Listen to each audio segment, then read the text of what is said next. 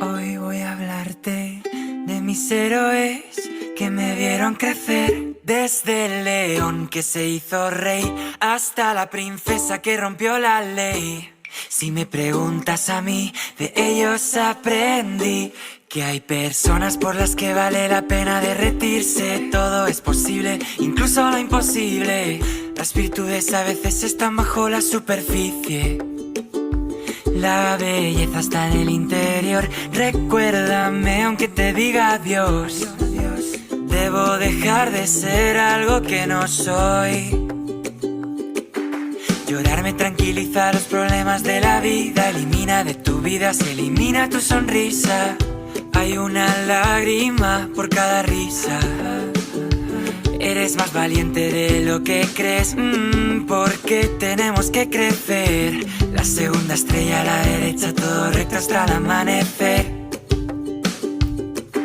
Aférrate a aquello que te hace diferente. Si esperas el momento oportuno era ese.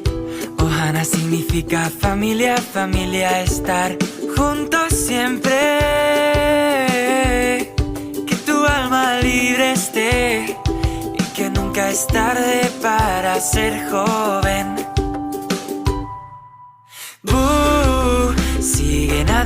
Sigue nadando, quiero ser como tú.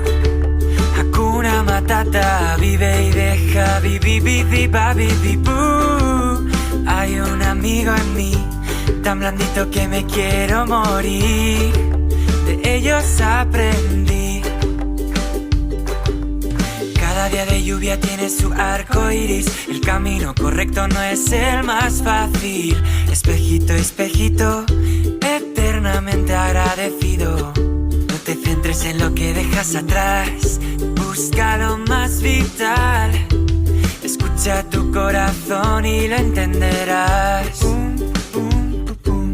Supercalifragilístico espialidoso. Creo que sí que estás completamente loco. Pero te cuento un secreto entre nosotros. Las mejores personas lo están. Si al hablar no has de agradar, te será mejor callar. Hasta el infinito y más allá. La vida no es perfecta para ser maravillosa. Soy una hermosa mariposa. Tu identidad es tu posesión más valiosa. Protégela a toda costa.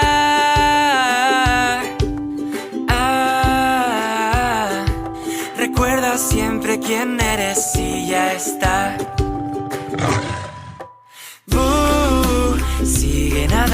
Sigue nadando, quiero ser como tú.